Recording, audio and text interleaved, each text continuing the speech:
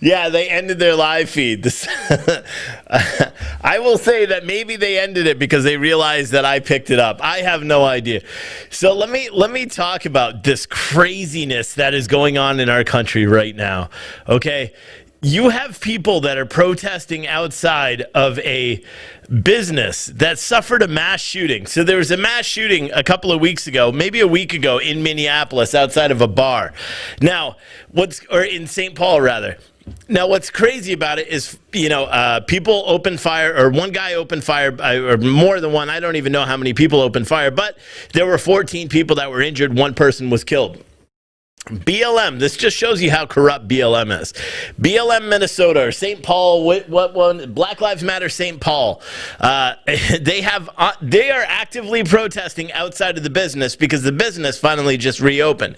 Now, you may think, what are they protesting? Well, they're protesting the business being open because they don't believe the business should be open anymore. Because apparently now it's the business's fault that some idiot decided to open fire, killing one person, injuring 14 other people. You can't even make this stuff up. I literally just got here. I was just going to make a quick little video, record something for tonight. And I saw that, and I think it's really important because they're not protesting out, they're not protesting black on black crime as evidenced by this protest. What they're doing is they're protesting a business that's opening that was a victim of black on black crime. Does that not make any sense to anybody? Is that a full accounting of what's going on? Because I know it doesn't make any sense to me just even saying that. It's really perplexing that they would even do it. But then again, we've been watching the protests all of last year, so we understand how all the protests last year worked. Oh my goodness. I wish that they didn't. I wish they were still live. I wish they were still live, but of course they ended it. The second it doesn't even let me go back to it. Why? Oops. I wonder if they're gonna do another one. I'm just checking. No, they were live, but they ended it, which is kind of funny. So they were protesting. They're protesting outside of this business. 16 people injured at this mass shooting.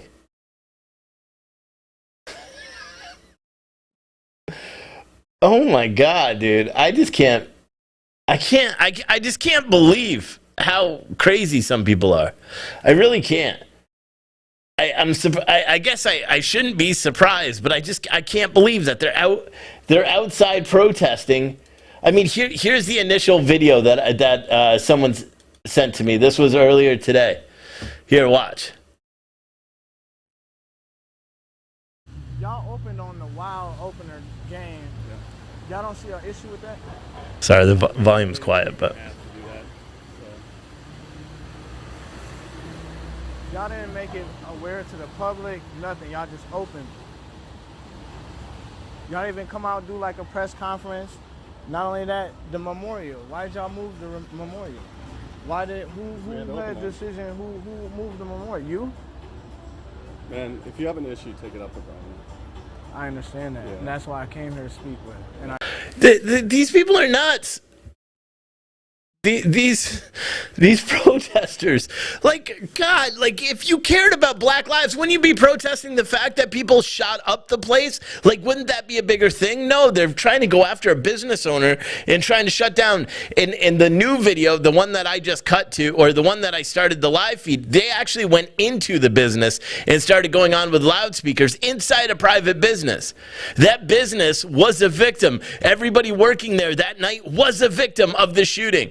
Apparently, there were GoFundMes made up for the business as well because they suffered, damage because of it, and the loss of business too, having to close after the pandemic. Now you got to close for 2 weeks following a mass shooting outside your bar that nobody even talks about. Nobody's talking about the fact that 16 people were injured. Even he's not doing it. He's now pissed off. This guy actually had the balls to tell the business that they need to turn over the GoFundMe money that they raised to the families of the injured. What? How come Black Lives Matter right now in Minneapolis, and I'll have you on, whoever that guy was. How come Black Lives Matter Minneapolis isn't out protesting for every single child that is shot, every single black person that is shot in that city? How come they're not out doing that? How come they're not out holding, charity things, just like Seattle, the first responders who lost their job? They went out and fed the homeless. Maybe they are doing it, but no, the only time that they make my radar is when they go and do something as stupid as this, which is protest outside of a business that had a mass shooting. Let's look up. So just in case anybody doesn't understand what's going on in Minneapolis. Shooting. Let me find the actual article. Man, I'm so annoyed.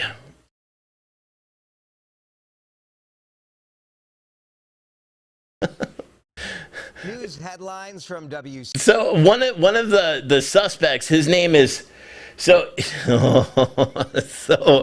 okay. A 25-year-old man is now federally charged in connection with the St. Paul bar shooting that injured 15 and killed 27-year-old Markeisha Wiley earlier this month. The shootings happened on October 10th, Sunday morning, on the 7th Street Truck Park bar near downtown St. Paul.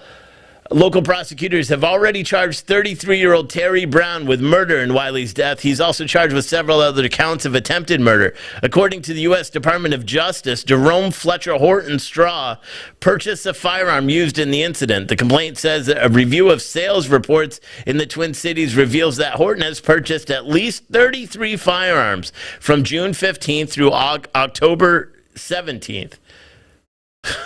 Oh my God. Like, how come you're not protesting outside of that guy's house? Black Lives Matter St. Paul? How come you're not protesting outside the home of Jerome Fletcher Horton, the guy that bought the guns for the gang members who opened fire?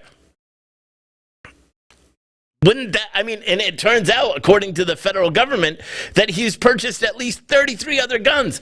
And keep in mind, this is from June 15th to October 17th. So you're talking less than 4 months? 4 months, this guy has purchased 33 guns. Where are all those guns? I wonder how many he actually has in his possession. Devontre Phillips, also 29, also faces attempted murder charges as well. As far as Brown is concerned, court records show that he should never have had a gun in the first place. So the guy that shot and is being charged with murder, guess what? He wasn't allowed to possess a gun. So you can't go after the gun reform, and that's why CNN and all these people, and the shooter wasn't white.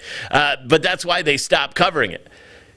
Because he should have never even been in possession of a gun in the first place. He was convicted in 2018 of violating a no-contact order, which is a felony, and he's still barred from possessing a weapon. He was also convicted of 2 misdemeanors after the felony conviction. Later in 2018, he was convicted of giving a false name to officers during a traffic stop. In September 2020, he was convicted of a DWI. This is freaking insane.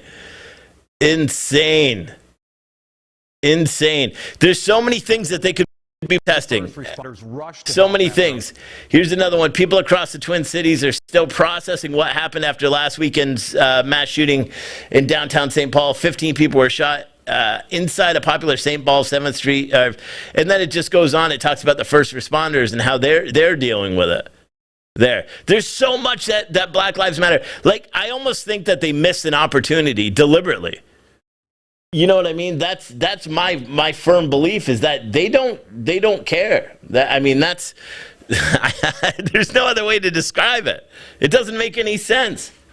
You literally have a group of protesters that care about black lives, apparently, that are out protesting a business for reopening. That was a victim. They would be a victim. You're still qualified as a victim. On the police report, I guarantee that the bar is listed as a victim because there's damage to their property as a result of the shooting that took place. It's insane. I guess these guys are trying to say the accountability of the shooting isn't on the guy who shot. It's not on the guy who bought him the gun. It's not on the apparent the second person charged with attempted murder. It's not on them. To Black Lives Matter, who's protesting outside of this bar right now. Gosh, I wish I lived closer. To Black Lives Matter that's protesting outside of this bar right now. The reason they're out there is because the bar is opening. Because the bar had the balls to open up. Because by their definition, they shouldn't be allowed to open up. Another business should shut down. I can tell you what's going to happen in the next 30 days. We're going to start seeing there's going to be another police shooting in the next 30 days, guaranteed. Every single one is being scrutinized by these guys trying to pick it out. Every single one. There's shootings going on, police shootings that are going on almost daily now. DC police have had 2 this week, I think. This group of Black Lives Matter protesters, because they have to. Think about the way the elections are going now for 2022. They have to find that cause, that thing to jump on. They had, George Floyd when that happened. Then they had Rashard Brooks. They had the other one. I forgot what his name was. They had the other guy up north. They have all these guys that are committing crimes or resisting arrest or whatever the case are, and they die at the hands of police. And they even tried the other day, Ben Crump, and I don't know if we wrote about this. I talked about this, I think, on one of my shows. There was a female's body that was found in an Alabama police van. The way the headlines all read it, it said body found, or body of missing woman found 12 days after missing in the back of a police van. The article, literally, you had to get to the last paragraph to find out how it happened. It turns out the police van hadn't been used since March of 2021. It was an old transport van that you couldn't open from the inside. This lady broke into the van and died as a result of it because they didn't know where she was. They didn't know she was in it. Ben Crump is likely going to file a lawsuit against this town because they had a van there and they didn't prevent someone from breaking into their van, or they didn't regularly check on it. They're looking for something that they can go out and protest now. These Black Lives Matter groups, and they have to. Think about it. It was a very successful political ploy for them in 2020. Why wouldn't they do it again? Especially with Glenn Youngkin and McAuliffe now on they're tied at 46%. They keep saying that if Glenn Youngkin, that's a Virginia gubernatorial race, if Glenn Youngkin wins, that's a precursor to what's going to happen in 2022. And we're going to see all hell break loose. I guarantee it. I guarantee it. I wouldn't be surprised, because we had the thing that I find puzzling about these protests right now. Here's the moment that he went in. Here we go again. Here we go again. We're back up in here. Wow. You can walk right in, no metal detectors. It's fucking unbelievable. We're talking about the worst mass shooting in U.S. history. I mean, in Minnesota history. These people are not. I don't know any other way to describe just how concerning this is. They're protesting the business that was a victim of a mass shooting. You can't even make this stuff up, dude. I think I just hit that point of I just don't get it. I don't understand. I mean, I do get it. I already said it. I think the major ploy is they're trying to find something they can go out and protest for, because you know what? Here's the truth. Their money, all the money they raised last year, it kept them going throughout the year. They're out of money. So they need it again. They need to protest. Plus all the political arms, all the woke culture, all that stuff. They want to kind of re-engage that whole crowd. It would be so amazing if, instead of protesting outside of a business that was a victim of a crime, you protested outside of the guy who bought the guns. Or you protested outside of the jail, calling for the guy to be held accountable, the one that opened fire on everybody else. Or you do, charity, give backpacks away to kids, encourage them to go to school, start an after-school program, do anything positive for your community. But no, what they're doing is they're going out and they're protesting outside of a bar that was a victim of the crime as well.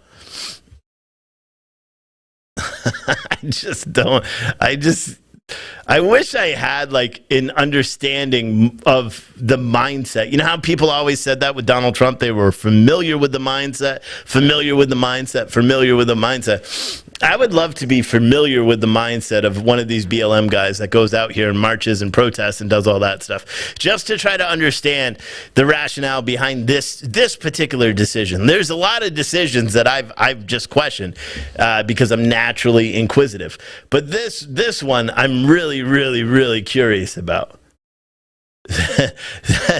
I'm very curious about this. Because I just can't understand. I don't understand how they thought this could be a good idea. You're not going to get people to come out and protest with you. Yeah, you're going to get me to talk about it real quick. But you're not going to get people to protest, on behalf of you, on behalf of this. You're protesting outside of a business. How nuts is that? How nuts? It's it's so crazy. So crazy. Oh my goodness, man. I don't know. There's it's so annoying to me because you can't even, like, if you sit back right now and try to just rationalize this and think about why this is a good idea.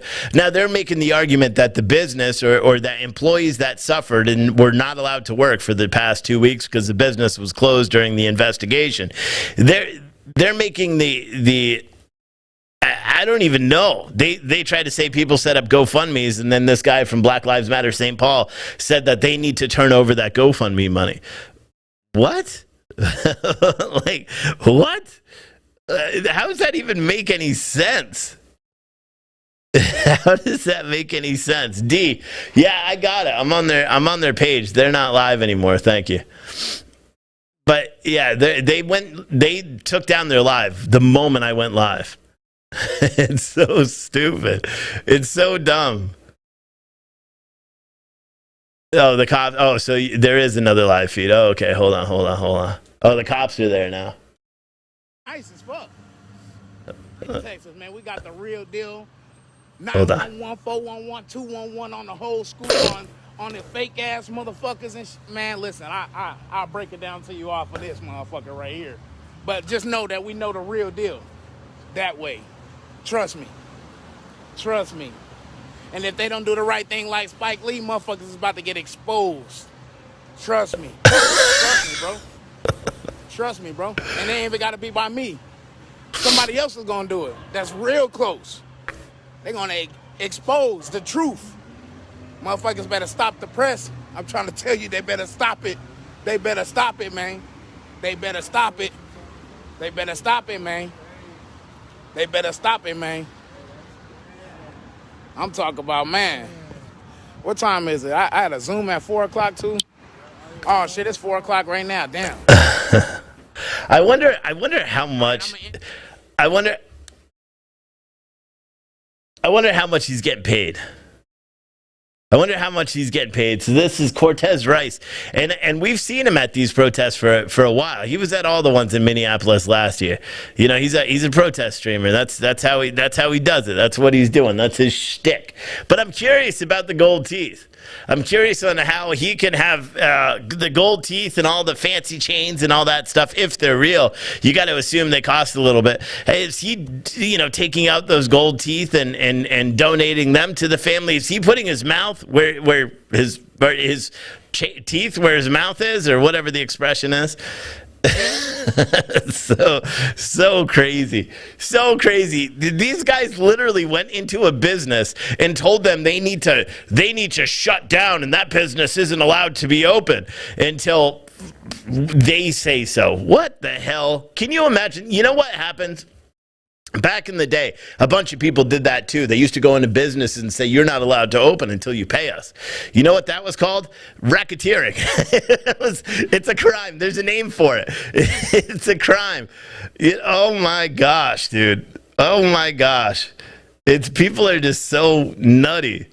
Someone said, all right, so for anyone that's just joining us and you have no idea, so there was just a BLM protest, and it wasn't a big one. It was a small one. We only showed clips of it because I don't know if they know I'm streaming it or for whatever reason, they're just not showing a lot of it. But there was a BLM protest outside of a bar where there was a mass shooting a couple of weeks ago in Minneapolis, in St. Paul or Minneapolis. They're right next to each other. 16 people were injured. One person was murdered. And they've arrested 3 people for the mass shooting. It took place early mornings. They arrested one guy, federally charged him with buying weapons. Turns out that since June 15th to October 17th, he purchased 33 guns. Legally purchased 33 guns, of which he would then go out and sell to people that weren't able to hold them. The guy that they charged with a murder, I forgot what his name is now, they charged him with a murder and several counts of attempted murder. He was not allowed to possess a gun. He was not a white guy either. Neither was his co-conspirator. So I'm not sure if there were 2 guns. But apparently these guys got into some beef with somebody else. And we do the mass shooting report every Monday. And so we talk about it. This happens every weekend where somebody gets mad at somebody else. Push leads to shove and guns come out because no one knows how to fight like men anymore. So they use weapons because they're a bunch of cowards. So these guys ended up pulling out guns and shot up a bar. Now, the BLM protests, like you would think, okay, well, this would make sense. The BLM is out there protesting in front of this bar because of Black lives. They are supporting Black lives. They want the killers held accountable. They want, black people to stop killing each other. In this instance, that's fitting. You would think that's what they're doing. But no, they were out there protesting the business for opening up. The business, which has been closed for 2 weeks ever since the shooting, the business finally just reopened. All the investigations done, whatever, and they reopened. They're protesting and saying the business doesn't have the right to open because they aren't ready for it. Black Lives Matter. These group of people in Minneapolis, and not all Black Lives Matter are created equal. Okay, this one is especially shady as shit. There's no other way for me to describe just how completely and utterly shady this is, because they go out, and we have it on video, and I played it a minute ago, where they're telling the business that the GoFundMe money that the business employees, who were also victims of this crime, that the business employees, everyone who raised a GoFundMe, should be giving that GoFundMe money over to the murder victim, because apparently that's the only victim there. That the people that lost their jobs for 3 weeks because the mass shooting took place and they weren't allowed to reopen, those people are not victims. That the business and all the damage that they suffered and the loss of work for 3 weeks, that they're not the victims and they need permission to open. That's why I'm laughing at this and saying this is so crazy. So crazy, it doesn't make any sense whatsoever. It doesn't make any sense whatsoever. They are literally out there protesting a business being open. Think about how much good, and I've already said this several times during this thing. Think about this. Like, if you really cared about Black lives, why wouldn't you set up shop outside of the high schools and middle schools in your town and just hand out flyers about after school programs? Shit, I just rented an office here. I found an office space. It's huge. I rented an office space. It didn't cost me a ton of money. You're telling me that these guys that get the Cash Apps and the Venmos and all that stuff all the time, you're telling me they can't crowdsource enough money to open an after-school program where they can indoctrinate the kids in all their radical ideology, but at least protect them and keep them off the street? No, what they do is they buy gold teeth and the gold chains, and they go out there and say, oh, we're going to get them. That's what's more important, not actually helping your community. It doesn't make any sense to me. But like I said, it's all part of the greater picture. The greater picture is they need the next thing to latch on. The Black Lives Matter movement does, well, because elections are coming up. Next year, we have our midterms, and it's not going to work out for the Dems the way they're all polling now. Glenn Youngkin and Terry McAuliffe in Virginia, they're now with the newest poll that came out today, they're both tied at 46%, which is not something that Democrats in this state want. It's a very big deal. And they're kind of using that as a precursor to the way the elections are going to go in 2022. If the Democrats lose the state of Virginia, which has been blue since, I think, 2000, for the past 13 years or something like that, That's a huge blow, and that's a testament to how the election is going to go in 2022.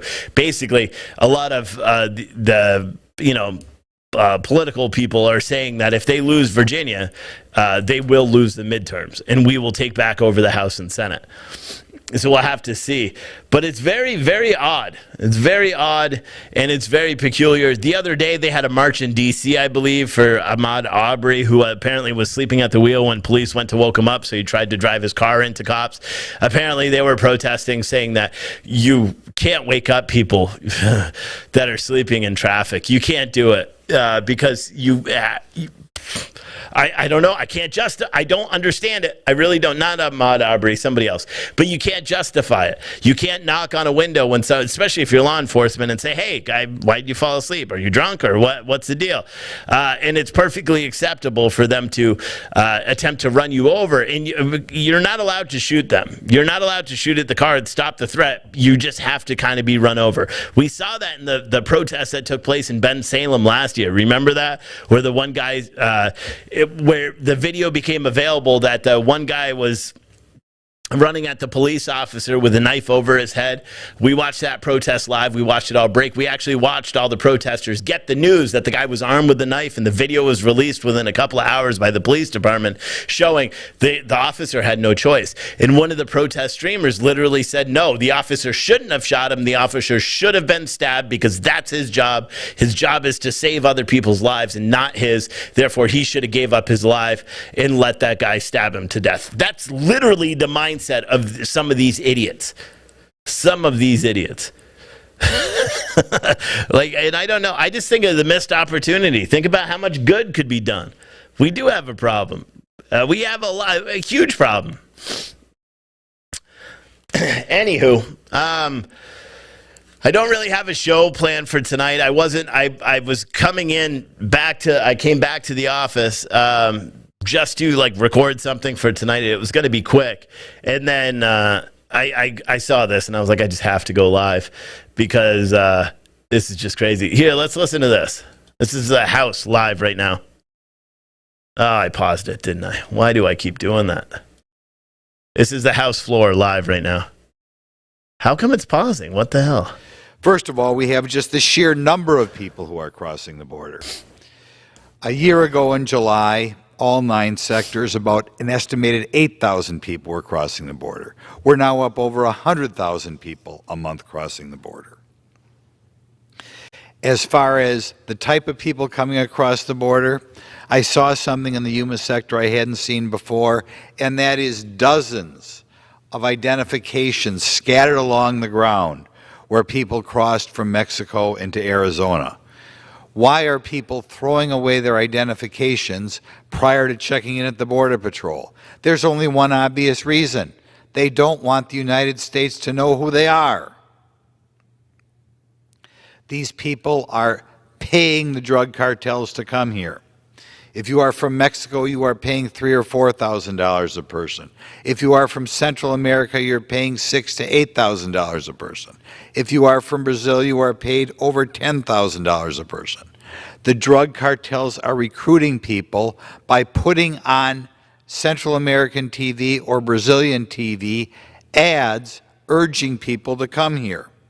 There are some Americans who are taking out ads telling people it's not all it's cracked up to be to turn yourself over to the drug cartels. But right now, clearly, many people are crossing the border. These are not people, by the way, coming across in desperation. I'll put that back on in a second. There are people with very top-of-the-line shoes or top-of-the-line purses. Top-of-the-line shoes. They're very, very top-of-the-line. And he's right. We know it. We've talked about it before. So I think I'm going to make an announcement here. I don't know where. It's going to be down south. We are going to hold the first Wake Up America rally probably in January. And it's going to be fucking big. And I'm probably going to do it. So if you have an RV, you'll be able to park right there. I'm trying to figure out where to do it. I don't want to do it here because it's going to be too cold, even though it's super affordable just to rent the fairgrounds here. But it'll be too cold. Nobody's going to want to come. I want to get speakers. I want to have political candidates from all over the country come and speak to everybody. We'll live stream it. So I'm going to start planning that. That's going to be the big the big thing that we do. I'm hoping sometime in January, I want to find a place, either Georgia or Florida probably, that will be warm enough to handle it. And yeah, we're going to do it. It's going to be interesting. But I want to do a big one, a big rally, like a Donald Trump size rally, just a big one, a bunch of speakers, music, all that stuff. And I'm going to do it. I used to be a concert promoter. It's literally what I did for a living for a long time. So I'm going to figure it out. It'll be sometime in January is when I'm hoping to do it. So just keep that all in the back of your head. It'll probably be a mix between like a political type rally and a concert. Because, well, I like music. Yeah, I think it'll be interesting. So keep that in the back of your head. People are just walking in here without any vetting at all. Last year in the Yuma sector, they'd be processing maybe 25 people a day. This year, it can be up to 700 people a day. And it's not a difficult thing. Kind of the way they treat each other is kind of a sign that maybe they might not make the greatest people they have around America. They needed help recently because of fights between the Haitians and the Colombians. Is that a sign of the type of people that we're letting in our country? Other things that you learn down here. In the past, when I go down on the border, I was under the impression that if people had any symptoms, they were tested for COVID. Now, we don't want another 100,000 people a month here under any circumstances. But right now, I was told that we like to test them, but of course you can't require people to be tested, which means we're letting people in this country who may well have the COVID. Now, I don't know what to make of that. I guess what I make of it is when the Biden administration requires mandatory vaccines for people, it's really not that important. They're just doing it to avert people's eyes, because if it was that important, they'd be requiring at least tests. Someone made for a people comment coming over about the it border. being hard to stream with music. It won't be, because that'll be one of the conditions that they have to sign when we do all their riders and all that stuff. Again, used to be a band promoter. It's literally what I did, set up festivals and things like that. It's not that hard, because all we have to do is get them to sign a release so we can play their music. Because why should they risk their lives taking on the drug cartels when the American government, by all of their actions, indicate that they don't care whether we enforce the border? Two examples. We have, of course, as well advertised, free medical care for people coming here. And there are Border Patrol agents who believes people just come to the United States. This is a live for the view free, from the House. superior I'm just working for a little bit. Live and view in the from infrastructure, the House. I'm sorry, And in the then I'm probably reconciliation bill that's being passed here. So I'm just going to keep this up for a little bit. I don't really have a lot of news today, because I kind of went on some pretty legendary rants last night. So I don't really have news planned. I was printing shirts and organizing everything, cut up my arm and stuff on the on all the shelving, but I was putting shelves and organizing all the shirts. I printed all the F. Joe Biden shirts, except I realized that I got gypped on my sweatshirt order, so I don't have any larges, so I got to go buy some tomorrow so I can ship that whole order out. Coffee was supposed to be delivered today. Don't know where it is. It's going to be delivered to my house. My wife is going to call me the second it gets there so I can go and get it, put it into the cold storage here, and then tomorrow I'll package it out, get the rest of those coffee boxes out, get the individual orders out. I've got 70 shirts left to print for the October mystery boxes. Then those are going to go out as well, hopefully by... Well, probably not tomorrow, but I'll get them out by Saturday. I'm going to be working all weekend to get all this stuff done and get the front of the store organized, because I want to do more stuff, so I just ordered a new TV, a standing table, and a TV mount for over here, so I could actually do like the midday news show where I could stand and be away from everything. I have the other chair set up, so I have several angles here, but I decided we're not going to open this store to the public here. This is going to be more of a distribution center for all the stuff, a print shop, a studio for me to do the work. And like I said, I just don't want people coming into the store. I'm not a big people person. in there. So Godride said, so if I ordered a mystery box September 15th, is that considered an October mystery box? Yeah. When you order it, it'll say you ordered an October mystery box or September one. So we always pre-sale the mystery boxes, typically 15 to 30 days in advance. I think I opened them up late. Matt said, so no more coffee shop. No, we are opening our first coffee shop probably early next spring because my wife wants me to wait and have her run the front of the house because she used to do all that stuff too, so she knows about that. But we've launched the coffee. The coffee is a huge success. We sold out of the first batch of coffee we bought within, I don't even know what it was, 2 hours. And then the order that I'm waiting on right now is pretty much all sold out as well. So that makes, just so everyone has like a full accounting of just how popular the coffee is, that is essentially 340 12-ounce bags of coffee that we are already sold, which is incredible. Is that the right number? Yeah, I think it is. 26 to 20 pounds. 20 pounds, it was 130 pounds. So, yeah, roughly. 340 bags sold already, plus the mystery boxes and all that. So it's pretty good. It's pretty good. Someone also said you wanted to give me an update on what's going on or you wanted me to give an update on what's going on in Florida. Right now, we don't know. They found a body, apparently. The FBI, I think, acknowledged that they found a body, or they found human remains out in an area by where they were searching for Brian Laundrie. The whole thing is just very fishy. The whole case from the very beginning has been weird. And then they call off the investigation yesterday, and then Brian Laundrie's parents go out, and then all of a sudden they go out to the same place, and then all of a sudden they discover a body there. It's very, very peculiar. It's almost like they knew exactly where they were looking. Tracy said, are we still going to every Trump rally? Yeah, we are. We just don't know when the next rally is going to be right now, and that's why I decided. I talked about it last night during my rant. I said people need to get up and start doing rallies all over the place. Who better to do rallies than me? So we're going to do them. And we'll do them as like concerts and stuff, and we'll have some bands and notable names that'll come and talk, and you know, it'll just be a place for people to wake up and realize what the hell is going on in this country. And of course, it's not necessarily a way to make money. It's a way just to get our message out and to keep promoting what we're doing here. So we're going to do that. Someone said, Steve, where is Adam? He's in Chicago. He comes back tomorrow. He's working on something on his own, and because a lot of people have been asking about that, about where he is. And someone said it's been underwater for a long time. It just dried up. Yeah, I just don't believe it. I don't believe it. How did his parents know exactly where to look? If that's the case, if that portion of the story is true, I don't know. I don't know. I just think it's really weird. But yeah, hard work pays off. Someone else said, yeah, eventually. You know, I do pretty well. I'm not rich by any means, but I do pretty well. And that's one thing I was talking to my wife about, is I'm fortunate. So I could pay for our studio space in Atlanta, even though we don't use it. I was trying to look at the camera. You know who I'm talking about. We don't use it because we haven't shot any shows out of Atlanta in, 3 weeks, and I pay for a studio there every month on a year contract. We pay for this place. We pay for all of our software to be able to do it. That's all covered by what we do every month. So we're doing pretty good. I think this month we actually may be profitable in terms of everything, just because we've kind of busted our ass in the past month and writing and making some cuts and doing this and that. So everything is starting to work the way it should. But yeah, I think for the store, because I don't like people that much. No offense to but I just don't want to be.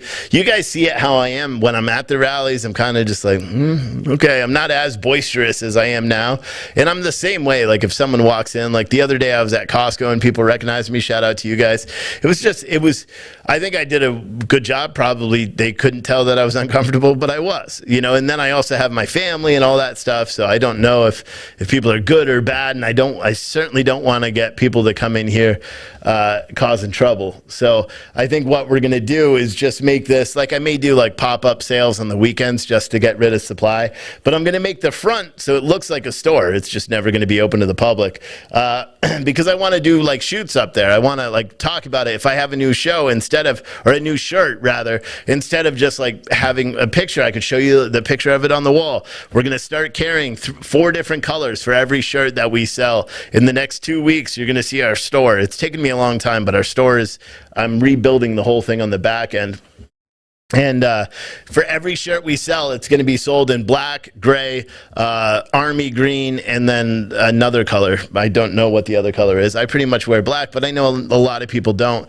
They'll all also have the American flags on the arm that say Pure Truth Apparel, starting as soon as I get everything done. So when you place an order for a shirt, they'll all be printed here. They'll be printed to order, instead of like what we're doing now, where we're using drop printers and stuff like that, where you place an order and it takes 5 or 6 days for them just to print the damn shirt. We'll keep a super light stock here of the shirts. You'll basically just go and say, okay, I want this color ink and I want it on a green shirt and blah, blah, blah. We'll order it, we'll pick it the next day, we'll print it, and then we'll send it right out. So there's no more weight on any of those. That's why we're trying it out with the mystery boxes for November. And so far it's working. Someone said, got to get Loza to be there. Oh yeah, he'll probably be there. But yeah, so that's the reason why we're doing it now. The coffee, I packaged everything up this morning that we have in stock. So I'm just waiting on the more coffee, because we don't have any Trumpkin blend left. So I'm waiting for them to, it should be delivered today. So I ordered 40 pounds of that to package up, and then as soon as I do that, I could do all the boxes, all the coffee boxes. I don't think there's many. I think there's only 10 coffee boxes, and then more. I was also thinking, should I do like a monthly like coffee club or something, where you like choose 2 or 3 different coffee things? I don't know how. I would have to set it up in the store, but you could choose 2 or 3 different brands and then goes there. That's something I was thinking about. Someone said, hopefully you can do ride-alongs with cops. Yeah, it's something that we thought about for a long time. It's something that would be good. We were talking to departments for a long time. We almost had agreements, and then the Delta variant came out again and kind of screwed that up. And then the police departments we were talking with, but it's just no longer really an option. So we're kind of trying to figure it out.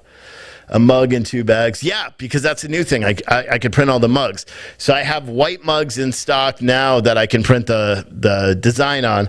I got to get the black ones, and I don't like doing 11-ounce mugs. I can also do tumblers too, but I don't like doing 11-ounce mugs. I don't drink from them. I like doing the 15-ounce mugs. So I got to order a bunch of those blanks, so that way I could print them.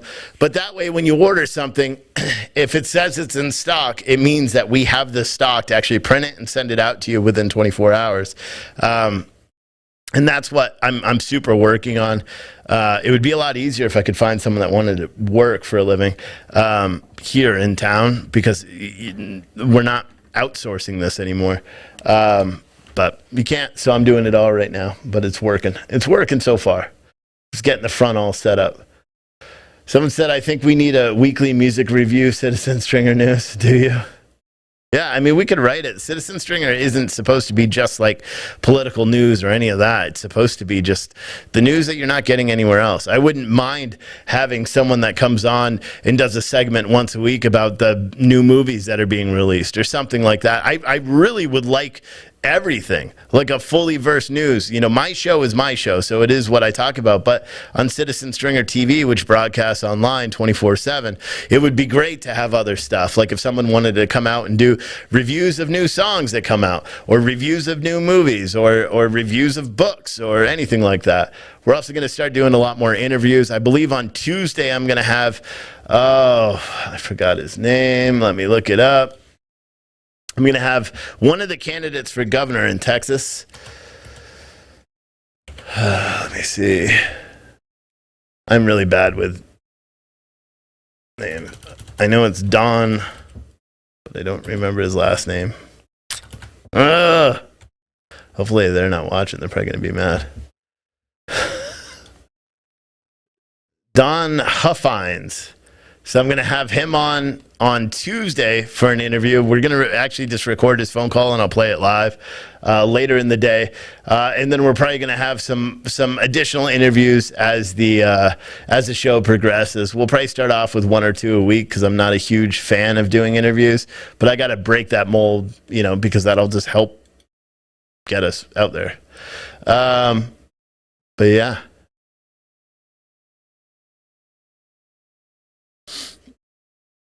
Black Lives Matter 757 posted out looking for a venue in 757 to hold our documentary and reality show launch party. We will also need a DJ and a host from the 757.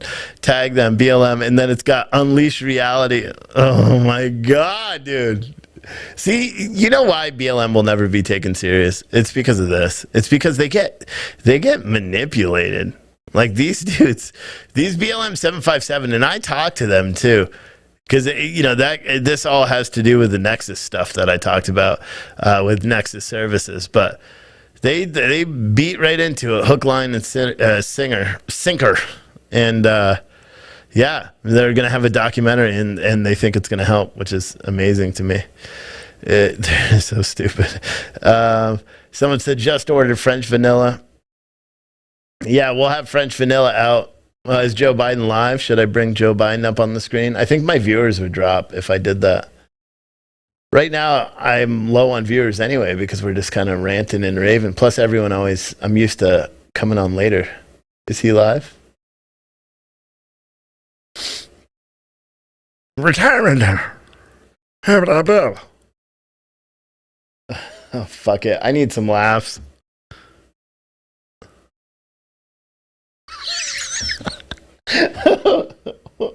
What the fuck is he talking? Boom, boom, boom, boom.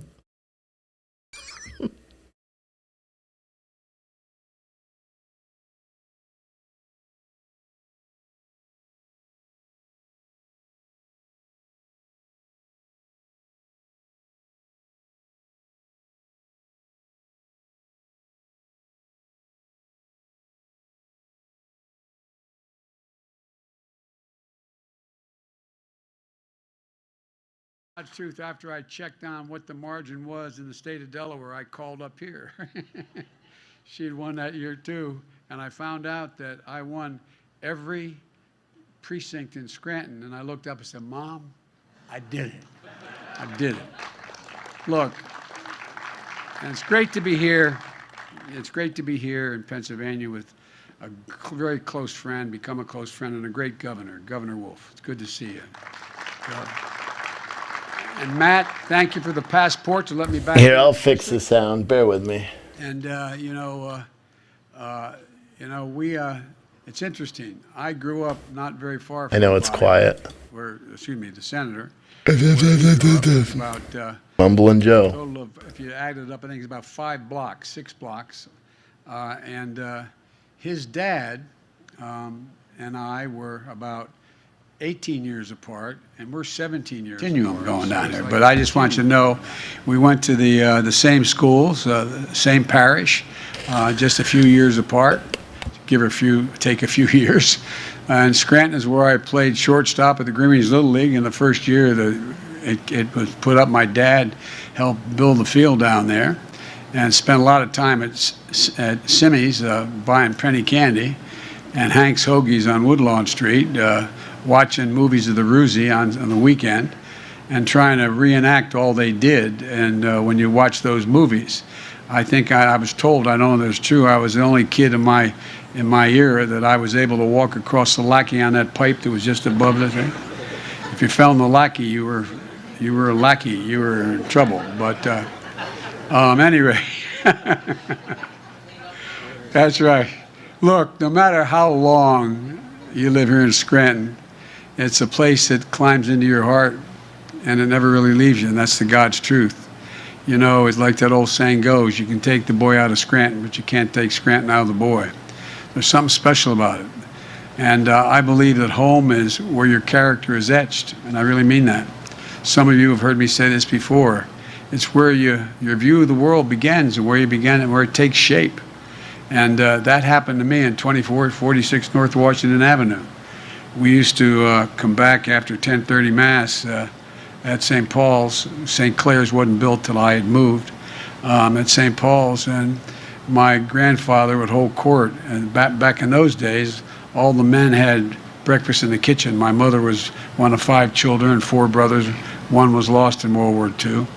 And a guy who was the chief political reporter at the newspaper, Tommy Phillips, who was lived the street behind us. He was a good friend of my grandfather's. and all the women would go in the dining room and on the lace tablecloth and have tea, and the men would in fact have a big breakfast. And if you're a kid, if you're a young boy, you could sort of wander around the table. You could never sit at the table. And so I used to every once in a while walk in and just sort of wander around. I'd stand by my grandpop, and I put my hand on his shoulder, and they'd talk, and they talked about everything from sports and politics, and that's where I learned an awful lot at that kitchen table. I learned from my grandpop that money doesn't determine your worth. I learned, he told me, and that's not a joke, those of you who know me know it to be true, and you guys know it, is that no one in the world is more worthy than you, Joey, but everyone's your equal. Everybody's your equal. My mom would remind me, she'd say, Joey, this is a God's truth. Remember, you're defined by your courage, and you're redeemed by your loyalty. You're defined by your courage, and you're redeemed by your loyalty. And my dad, when things got tough in Scranton after the war, when there wasn't any work, my dad did not work in the coal mines. My great-grandfather was a mining engineer. But my dad was in sales, and he worked for the Fowler Trucking Company. And things got slow in Scranton, so we moved. I remember the day he came. I think the longest walk a parent can make is up a short flight of stairs to tell their kid, you can't live here anymore. You can't, because dad doesn't have a job, or mom doesn't have a job. And my dad had moved from Wilmington, Delaware to Scranton when he was a junior in high school. He was called St. Thomas, not the prep, but it was called St. Thomas in those days. And I remember him walking up into the bedroom and saying, honey, Dad's gonna have to move. It's gonna probably take about a year. I'll come home every single weekend. It's only 155 miles. I thought that was like 600 miles away. I'll come home every weekend, and when I get enough, get enough money, I'm going to bring you and Mom and everyone down to Wilmington. You're going to like it. And I thought that was like and you know an awful lot of parents who left Scranton back in those days, who moved away, had to move away. And I gained so much respect for my father as I got older, because I thought about how much it must have hurt him, and the pride it took it for him to walk into my grandfather's pantry and say, Ambrose, can I leave Gene and the kids with you? I promise I'll make it up to you, but I'll be back every weekend, but I promise I'll make it up. That's a hard thing for a proud man or woman to do, but so many had to do it. And I remember when we moved down to Delaware, my dad would say, Joey, and all my friends know this, literally this phrase, you've heard him say it I don't know how many times, Joey, a job's about a lot more than a paycheck. It's about your dignity. It's about respect. It's about being able to look your kid in the eye and say, honey, it's going to be okay. And think about it. Think about what it is. It means a lot more than just whether you get a paycheck. It defines who you are in his mind. And I learned that at the kitchen table in Scranton, a place where you take care of one another. And as I said, my mother, I used to stutter badly when I was a kid. If Tommy Bell and Charlie Roth and all of my old friends were here at St. Paul's, my nickname was Blackbird. It was bye Blackbird. It wasn't meant as a compliment. And I wasn't very big, but you could beat me, but I'd hurt you. You think I'm kidding? I'm not. And but it's one of those things that I was fortunate, because the people I was surrounded by, our neighbors in Scranton as well, that people stuck up for you, stuck up for one another. And my mother used to say, and I never quite understood, remember, Joey, look at me, Joey, you're a Biden. Like I'm a DuPont or something, you know what I mean? I swear to God, you're a Biden. Nobody is better than you, and everybody's equal to you. Nobody. The point I'm making is, the truth is, Scranton isn't my home because of the memories it gave me. It's my home because of the values it gave me. So when I ran for president, I came back to Scranton. I started here in Scranton. And I resolved to bring Scranton values to bear, to make a fundamental shift in how our economy works for working people, to build the economy from the ground up and the middle out, not from the top down. I've never known a time when the middle class has done well, the wealthy haven't done very, very well. I've never known such a time. So I'm here today to talk about what's fundamentally at stake right now for the families and for our country. For most of the 20th century, we led the world by a significant margin because we invested in our people. We invested in ourselves, not only in our roads and our highways and our bridges, but on our people and our families. We didn't just build an interstate highway system, we built a highway to the sky, to outer space. We invested to win the space race, and we won. We're also among the first to provide access to free education beginning back in the late 1800s, early 1900s. We invested in our children. Does anybody think today, if we were making that decision for the first time, we'd say 12 years is enough in the 21st century? 12 years is enough? It's not. But back then they did, and it's the reason why we leapt ahead of the rest of the world. Not a joke. We became among the best educated countries in the world. But somewhere along the way, we stopped investing in ourselves. America is still the largest economy in the world. We still are the most productive workers in the world and most innovative minds, but we risk losing our edge as a nation. You know, our infrastructure used to be the best in the world, not a joke, the best in the world. Today, according to the World Economic Forum, we rank 13th in the world in terms of infrastructure. Our roads, bridges, highways, internet, the whole works. 13th in the world. We used to lead the world in educational achievement. Today, the Organization for Economic Cooperation and Development in Europe ranks America 35 out of 37 major companies when it comes to investing in early childhood education. And talk about an equalizer. The greatest equalizer in the world. Well, the great university has done studies the last 15 years. You give a kid, no matter what the kid's background, from a broken home, from a home where mom or dad didn't go to school or whatever, and you put them in school in third grade, you increase by 50% school, not daycare, you increase by 56% the chance that they'll complete 12 years of school and build confidence. What's education all about? It's about building confidence in a child. It's about giving them the tools to do something. We can't be competitive in the 21st century economy if we continue to slide the way we have. That's why I resolved that we have to once again build America from the bottom up and the middle out. Again, not the top down. And by the way, I'm a capitalist. I think if you can be a millionaire or a billionaire, fine.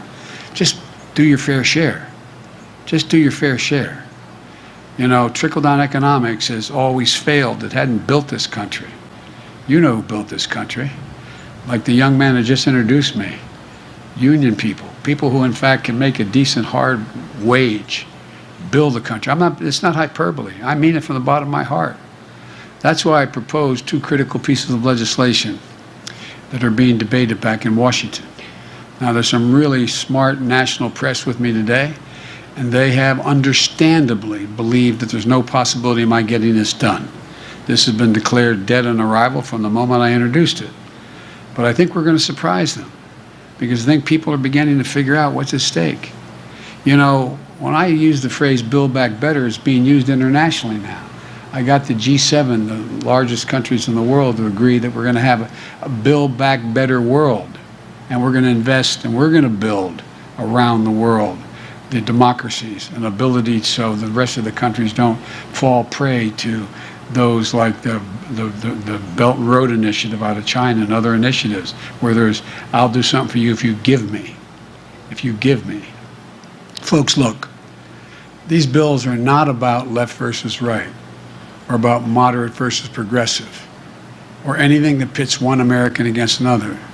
These bills are about competitiveness versus complacency. They're about expanding opportunity, not having opportunity denied.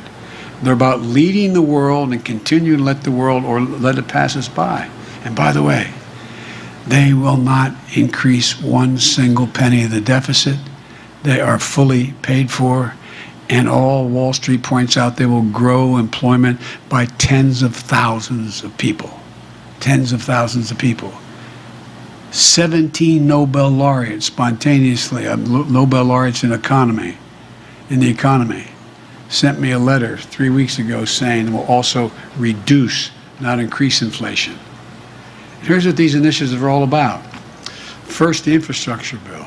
When I say infrastructure back home, people look like infrastructure. Tell me, what the hell are you talking about, Joe? They know infrastructure generically. but it's about rebuilding the arteries of our economy. That's what it's about. Across this country right now, there are 45,000 bridges, according to the Society of Engineers. 45,000. A significant portion of them are ready to fall into the water or into the gap that they cover.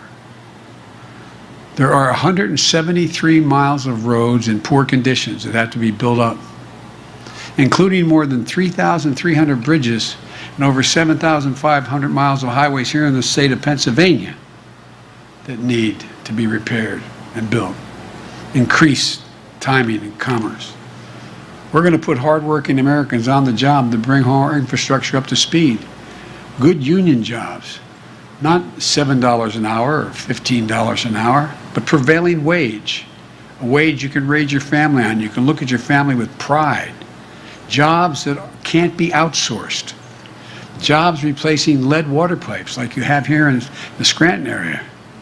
Kids getting brain damage because of the ingestion of lead. Clean water all across America. We're going to replace every single lead pipe in the nation. Again, creating jobs, but doing more than that. Increasing the health and well-being of our children. 44,000 schools are in a position where they have lead pipes. You send your kid to the water fountain, you got to wonder about it. Jobs laying thousands of miles of transmission lines and building a modern energy grid. Folks, we're in a situation now where you see what's happening. I've flown all over this country since coming in. You realize more of our land has been burned to the ground in the West and the Northwest than the entire state of New Jersey. Every single square mile in New Jersey, more has been burned down this year in the West because of climate change and because of electric utilities failing, wires falling. We know if we can put these wires underground, we increase exponentially the service, but it costs a lot of money. We have to do it. We know that if we, in fact, allow people to be able to store, we have this incredible energy. I've visited one of the largest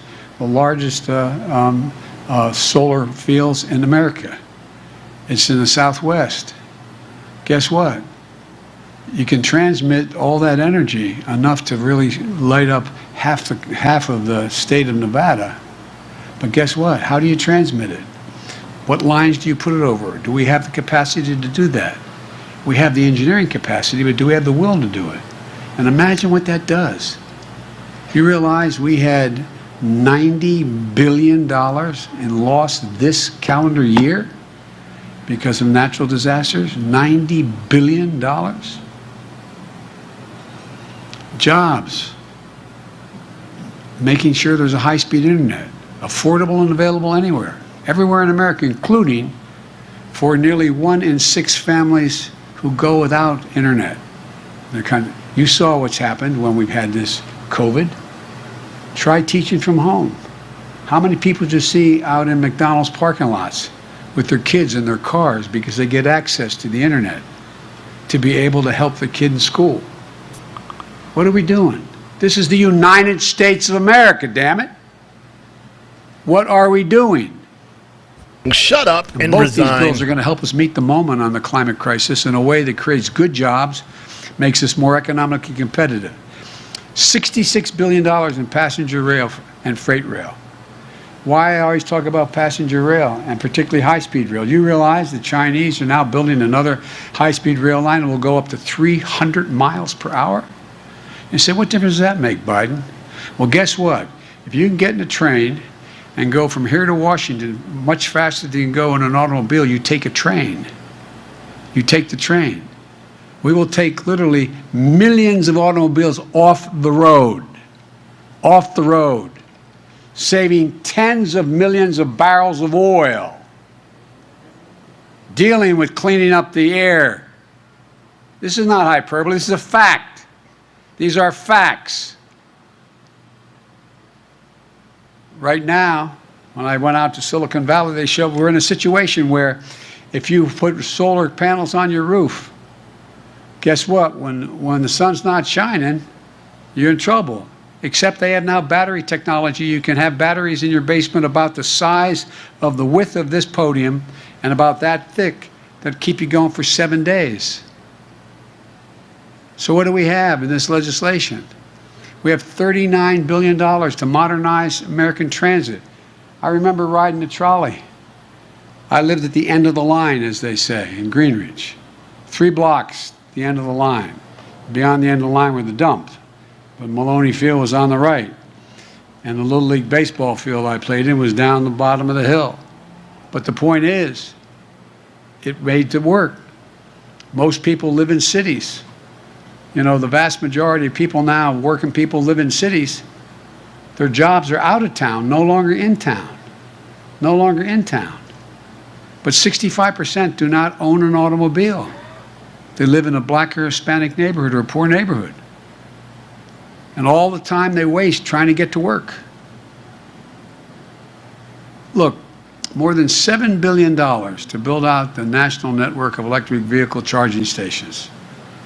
The way my grandpa got up here, my grandpa Biden, who died in Mercy Hospital of an aneurysm when he was 46 years old, 2 months before I was born in Mercy Hospital, he was with the American Oil Company. He was up here opening up gas stations in that's how he got here. This was 1942, late 42. Well, guess what? The same thing happens. We build these charging stations. What happens? Communities build up around them. You get everything from the figurative McDonald's or the Dunkin' Donuts to the drugstore. And $21 billion for environmental cleanup and remediation. Look, it means putting people to work in good jobs, prevailing wages, capping hundreds of thousands of abandoned wells in southeastern Pennsylvania and Ohio. Get the same salary that you paid the mine worker to dig the well. They've got to be capped. We have thousands of them need to be capped.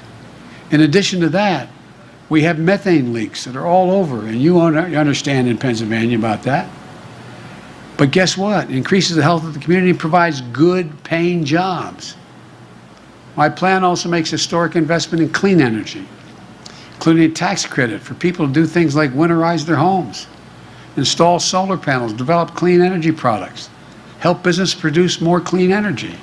It's real. I promise you. I won't be around to see it, but I promise you, your kids are going to see a time when they're not, in fact, generating any energy from the homes here in Scranton other than renewable energy. Not a joke. And by the way, one of the things the President put me in charge of, I want to be clear here, President Obama put me in charge of when I was Vice President. I was able to invest in that legislation that I put together. We brought down the price of solar and wind cheaper than coal and cheaper than oil on a BTU basis. It's cheaper. Coal built this town in this part of the country. But we got to provide other avenues for people to make the same kind of living they used to be able to make. Look, all told, I just said this project is going to save literally hundreds of millions of barrels of oil annually. But folks here in Pennsylvania know the cost of inaction when it comes to climate change. Extreme weather has cost this state $10 billion over the last decade. And nationally, as I said, extreme weather conditions cost $99 billion last year. And I flew over all this territory in helicopter in Marine One, not a joke. See it. See reservoirs that are down 60, 80 feet. Concerned about the Colorado River, whether or not we're going to be able to keep things moving. Not a joke. It's real. This is serious stuff. And so, you know, it's not going to ease up on its own. We have to invest in our resilience. Building roads higher. When I say build back better, we're the only country in the world, historically, that's gone through a crisis and has come out at the other end better than before the crisis hit. That's who we are as Americans. Not a joke. Think about it. From those of you who teach history, think about it. We come out better than it was before because we don't give up. We invest. We trust our instincts. And so that's what I'm talking about. You know, we need stronger levees, stronger power grids, more durable, able to withstand ever-increasing ferocity, intensity of extreme weather. Any road, it used to be you have a catastrophe and the road gets washed out, you build it back to what it was before. You can't build it back to the same standard. You've got to build the road back literally higher. Not a joke, because the weather has already changed. And if we don't do something before we reach 1.5 degrees Celsius, we're in trouble. Look, we haven't passed a major infrastructure bill for decades in this country. Last 4 years, you hear every month is, infrastructure month. Didn't do a single damn thing. Nothing. I mean nothing for 4 years. We can't afford to sit while other countries pass us by. We're going to breathe new life into the economy and our workforce. And here's the deal. These jobs that we're going to create for people who are too often left out and left behind. The vast majority of the jobs in my infrastructure bill don't require a 4-year degree. 98% don't require a 4-year degree. Guess what, though? It's the ultimate blue-collar, middle-class renewal. Real, serious work. It needs to get done. But folks, it isn't enough just to invest in our physical infrastructure. We also have to invest in our people, which we always did. We invested in our people. That's why the second bill is the so-called Build Back Better plan. And here's what it does. It takes education. As I said, when America made 12 years of public education standard a century ago, it gave us the best educated, best prepared workforce in the world. And you saw what happened. Think of what happened after World War I and how America moved. Because we were the best educated overall country in the world. And we led in the 20th century. But as I said earlier, we know that 12 years is not enough any longer to compete in the 21st century. Study after study shows that earlier our children begin to learn, the better for themselves, their families, and for the nation.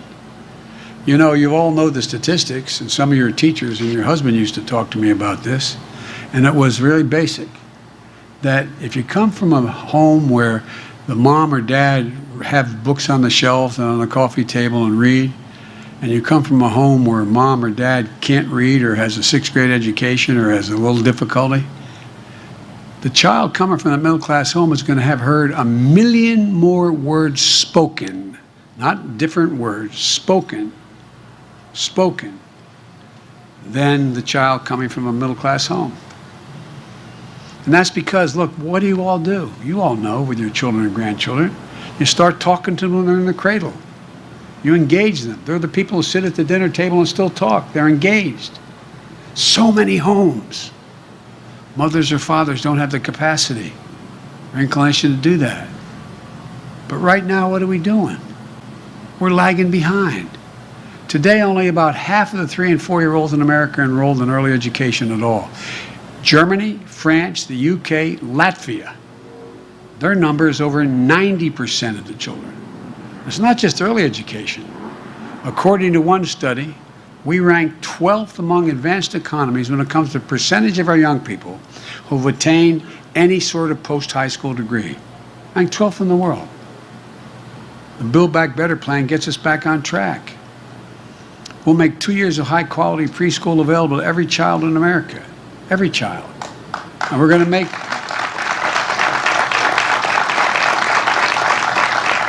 investments in education beyond high school. That includes increasing Pell Grants, which nearly 200,000 students in Pennsylvania from low-income families rely on to attend college. We're going to increase it by $500 up to so it becomes $1,900. The bill invests in our workforce, providing much-needed breathing room for families. My dad I remember when we moved to Wilmington, we finally were able, after 4 years, Dad could buy a house. And we lived in a quoted development. It was a lovely area, in a suburban area, but it was a 3-bedroom split-level home. And we had 4 kids and my grandpa who lived with us, or another relative for all those years we lived there. And my bed was up at my headboard, we didn't have a headboard, but my bed was up against the wall that was when my dad and mom's bed was up against the wall. I look back, it was great for us having grandpops and relatives there. I don't know how my parents quite did it, but I remember one night, I'm serious, it was in high school, and Dad, I could feel my dad was restless. He'd move, and I could hear it in bed. And I asked the next morning, I asked my mom, it's a true story. I said, what's the matter with Dad, Mom? He said, he got bad news, honey. His company just said they're no longer going to pay for health insurance. Well, guess what? My dad used to say, everybody's entitled. All we're looking for is just a little breathing room. Just a little bit of extra room. A little breathing room. How can we compete in a world of millions of American parents, especially moms, can't join the workforce because they can't afford the cost of child care or elder care, or they have to stay home?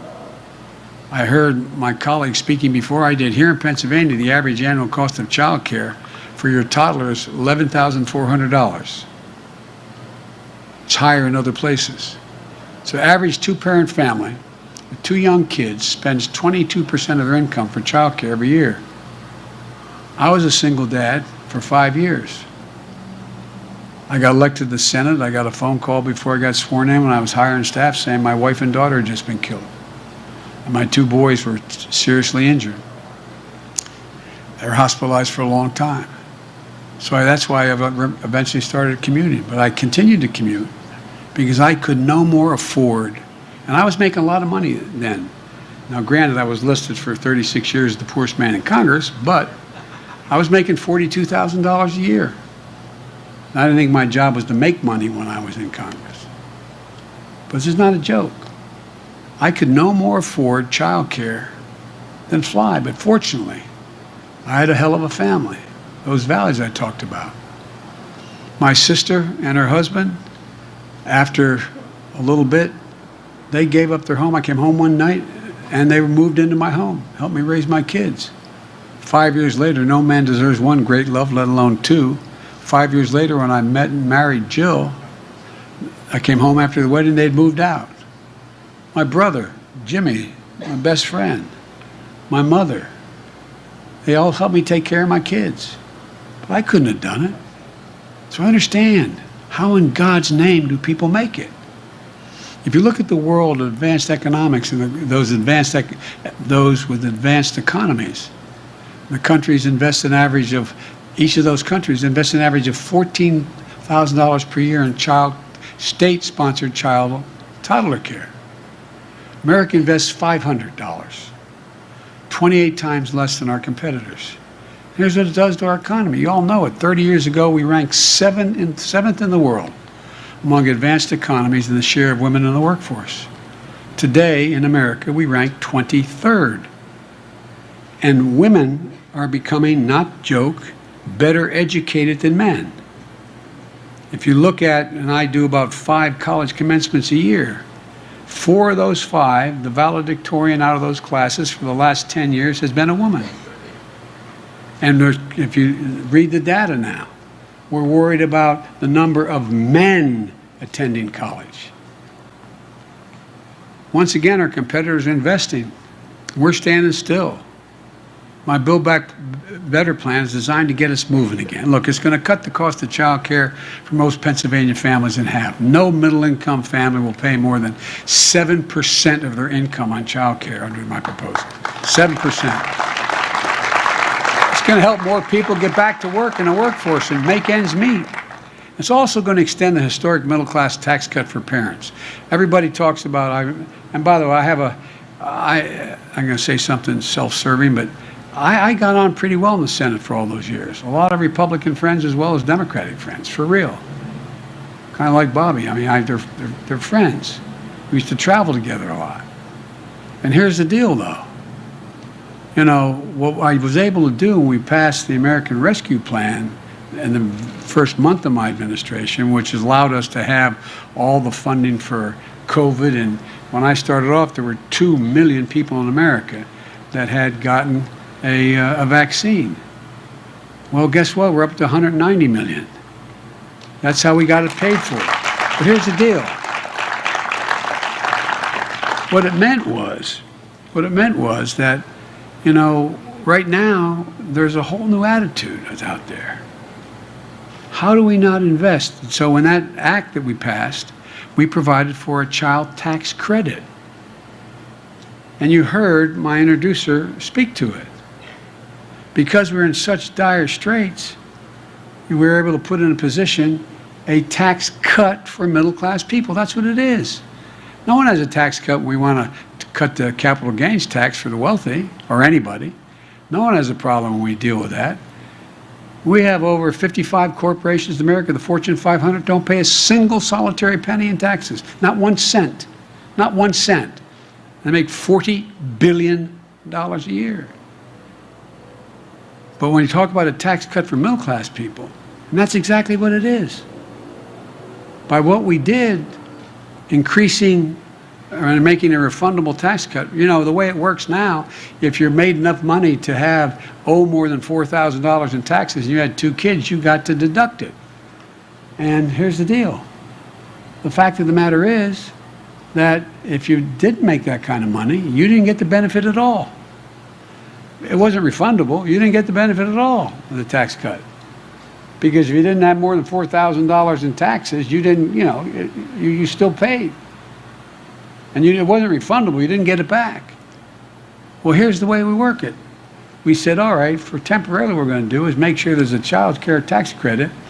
If you had 1 kid under 7, you get $3,600 a year. And if you have 1 over 7 to 17, you get $3,000 a year. We upped it from $2,000.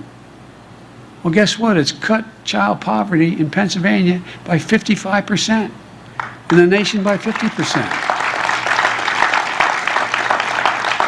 It's a flat-out tax cut for ordinary people. That's what it does. I make no apologies for it. But look, folks, there's so many things that we can do to change the way in which we work all of this. And I realize I'm going on here, but the fact is there's so much at stake. So much at stake. Look, the fact is that most of all what it does is, you know, we have a sandwich generation that exists. And many of you are part of that generation. You have a mom or dad needs some help when they get older, and you have a child that needs some help if you're going to be able to be in the workforce. And it's hard as hell. Hard as hell to make it work. You got to give these folks a little bit of breathing room. The single greatest champion for elder care in the United States of America is this guy right here, Bobby Casey. Not a joke. Not a joke. The way it works right now, if you qualify for Medicaid, you have to have a lower income to qualify for Medicaid, not Medicare, Medicaid. There are 820,000 seniors, people with disabilities who are on Medicaid on a waiting list to get home care, which they're entitled to. How many families are living this story?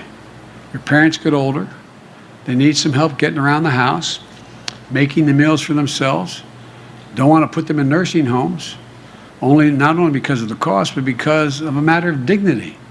They do better, they live longer if they can stay in their own home. But you also don't have the time or the money to take care of them at home to do it. So you're just looking for an answer. So your parents can keep living independently. And if they hold here a second, one of the things that is important, think about this.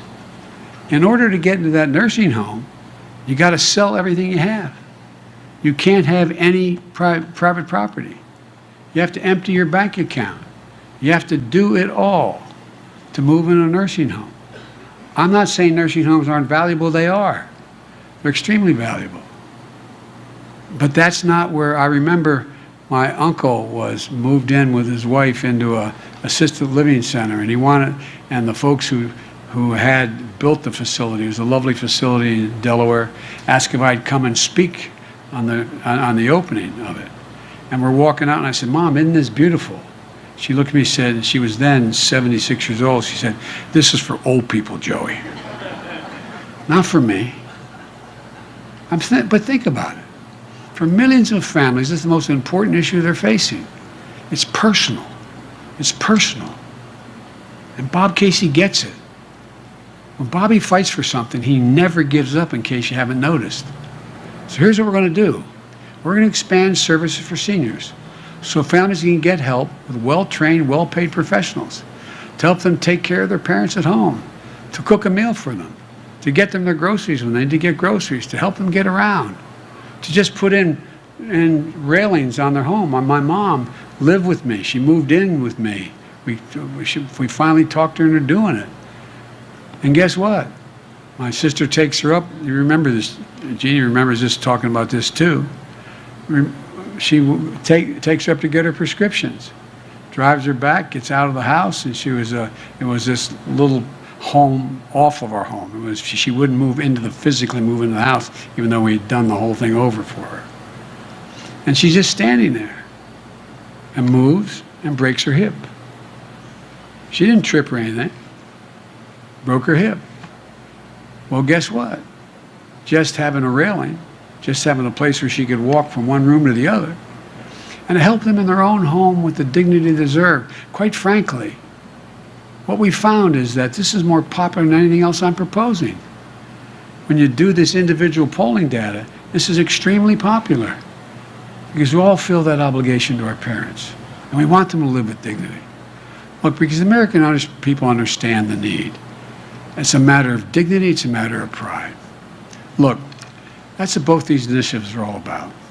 And frankly, they're about more than giving working families a break. They're about positioning our country to compete in the long haul. Economists left, right, and center agree. Earlier this year, the Wall Street outfit Moody's projected that the investments I'm talking about will create, for the next 20 years, on average, 2 million additional jobs per year. Good paying jobs. It's transformative. And we can make these transformation investments and be fiscally responsible. Take the infrastructure bill.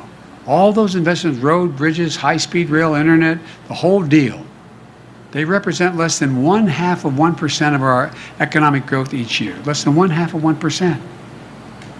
And the cost of the Build Back Better bill in terms of adding to the deficit is zero. Zero. Zero. Because we're going to pay for it all. In addition to that, half of it is a tax cut.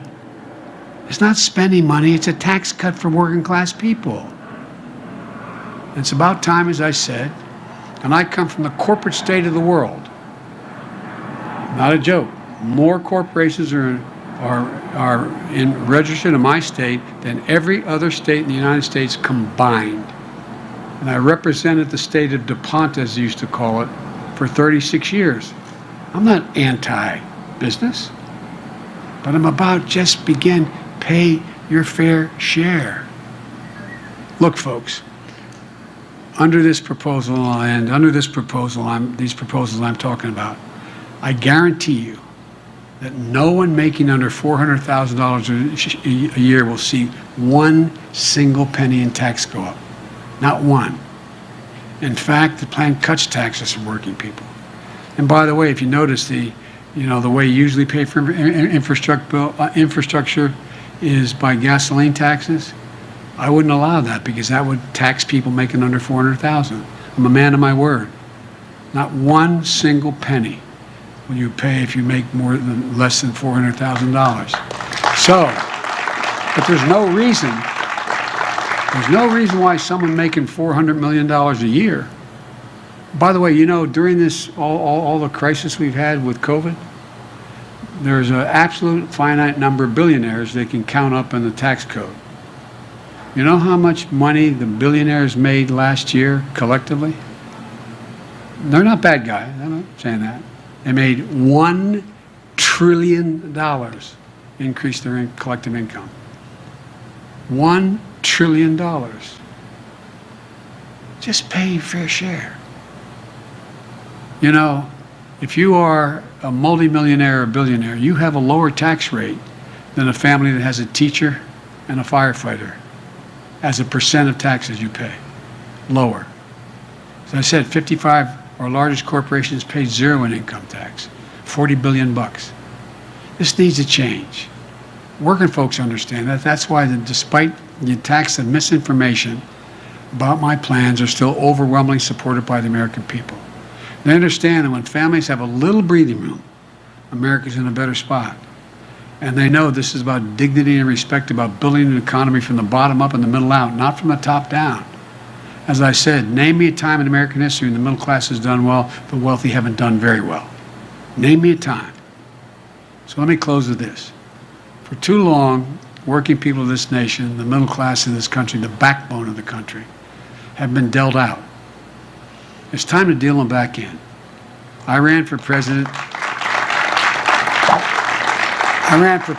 saying it was time to rebuild the backbone of the nation.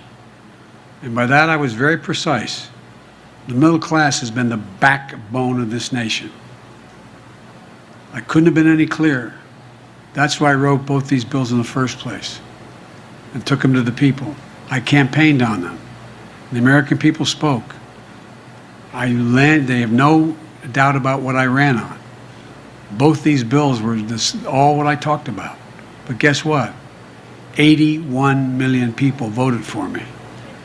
More people voted than any time in American history.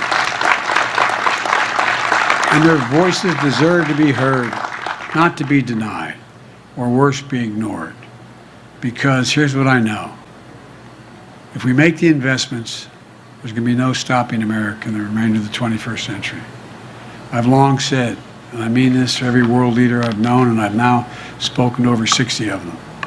And I've known them, many of them before that. I tell them, it's never, ever, ever been a good bet to bet against America. No, never.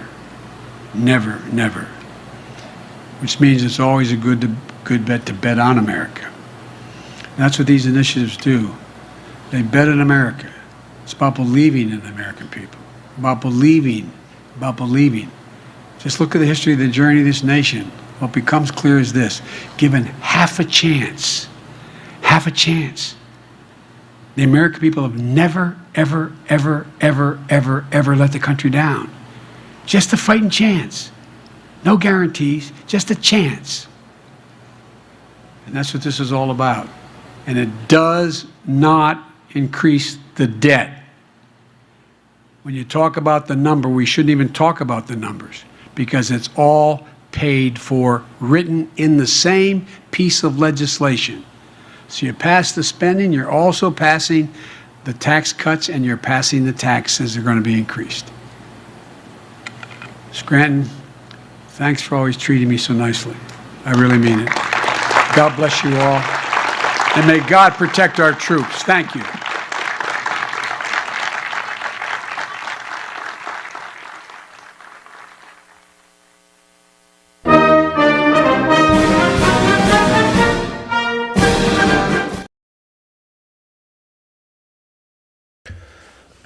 Yeah, whatever. So, of course, he wasn't going to... I don't even know if press is here. Well, yeah, the press is there. They're just not able to ask him any questions. So, yeah. I wasn't listening. So I don't really know what he was saying. I'm looking at... I'm seriously going to do this. I'm looking at different fairgrounds. I'm trying to figure out how many people would come. I'm trying to find, a fairgrounds or a venue to rent that has camping on site, RV camping on site. I'm going to do it in January. You watch. I'm going to hold the first ever Wake Up America rally in January. It'll either be in southern Georgia or northern Florida, where it's kind of warm. I'll also look, someone had said something about Alabama. I'll look over there as well. I don't really care. But it's going to be it's going to be different. It's not going to be like a traditional rally where, people are just speaking forever. I'm a big fan of live music, so I want to try to have live music, and it'll be longer. So I'm going to do it. I put my mind to something and I do it. There's not many things that I've said that I don't attain. So, and to be honest, it's not that expensive for the venue. I mean, it's expensive, but it's not that expensive. So, someone said Adams was a bust. I'm not sure what you mean. Adams was a bust. Adam didn't have a rally. But yeah, I'm going to. I'm just going to figure it out. Someone said, am I expecting Antifa to show up? No, they don't show up to that conservative rallies. They don't do it. And even if they did, whatever. I'm not worried about it. But we're gonna do it.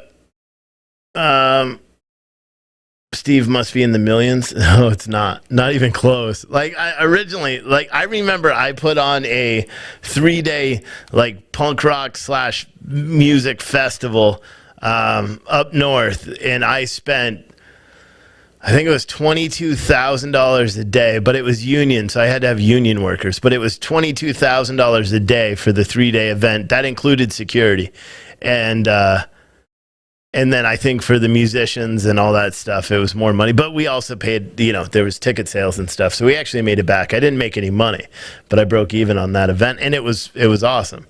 But that was also, what, 17 years ago? That was when I was like 18. Someone said, come to Illinois.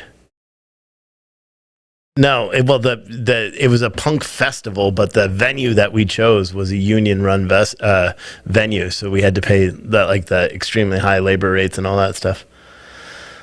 But yeah, someone said, I was saying you must be doing really well for yourself. I don't know what that means. I'm doing okay. I'm not rich by any means, but I think something like this would be okay. You know what I mean? I don't think it would. I think it would be good just to market our business and to do what we're doing. Your Wake Up America logo is cut off. Yeah, it's because I have this brief little overlay. Here, I'll remove it. Again, not doing a regular show today. This will not be available as a podcast. Just kind of playing around right now. Someone said you can do it. What about a rally at the South Texas border? Yeah. Yeah. Yeah, but we got to do it. The reason why I'm thinking southern Georgia, northern Florida, you know, Alabama, whatever, it's because of the weather. You know, because we can't do it up north. Because I could rent this fairgrounds here. It's $6,000 a day. I could rent the fairgrounds here, and that's for the entire complex, the entire fairgrounds. I could do that for $6,000 a day. I could go do it right now. But who's going to come up to Northern Virginia in January? You know, I could probably get it cheaper than that because it's January. No one's going to come in January. So,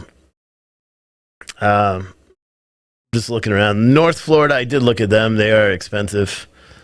But again, I want one that has camping and RV hookups because I know a lot of you guys have RVs. I've got an RV now that I'm picking up on Friday. So I want to do it. But yeah, I'm going to do it 100%. It'll be a mix between, you know, politics, you know, and a concert, you know. Just music. And all different types of music. We may have country, we may have rock, we may have rap.